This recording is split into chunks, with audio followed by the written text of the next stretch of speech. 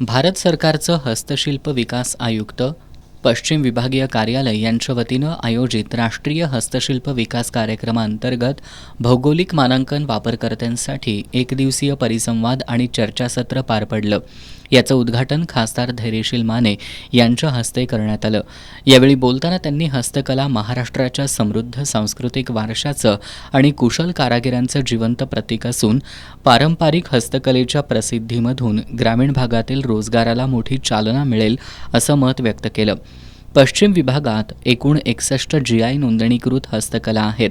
कोल्हापुरी चप्पलांपासून ते इतर पारंपरिक कलाकुसरीपर्यंत अनेक हस्तकलांचा यात समावेश आहे.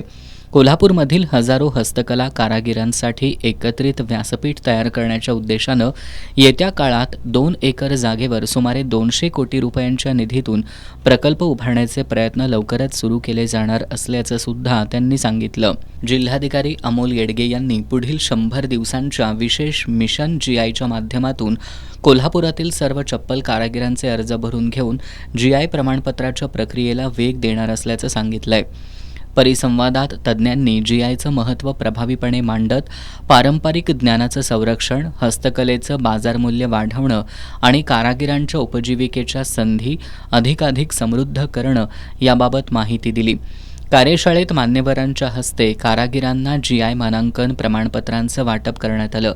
यावेळी राजस्थान, गोवा, मध्य प्रदेश, महाराष्ट्रातील सावंतवाडी आणि तुळजापूर अशा विविध प्रांतातील कारागिरांनी आपले स्टॉल्स लावले होते. यात विविध कलाकुसरींचं एकदिवसीय प्रदर्शन भरवण्यात आलं होतं. यावेळी प्रदर्शनाला भेट देऊन खासदार माने आणि जिल्हाधिकारी अमोल येडगे यांनी माहिती घेतली. या कार्यक्रमाला बंगळुरू NIFTचे संचालक डॉक्टर यतींद्र लखाना, मुंबईचे वरिष्ठ सहाय्यक संचालक चंद्रशेखर सिंह, सहाय्यक निदेशक पल्लवी जांभुळकर, मनोज राठी, हस्तशिल्प संवर्धन अधिकारी आकाश मुळीक यांच्यासह अनेक मान्यवर उपस्थित होते.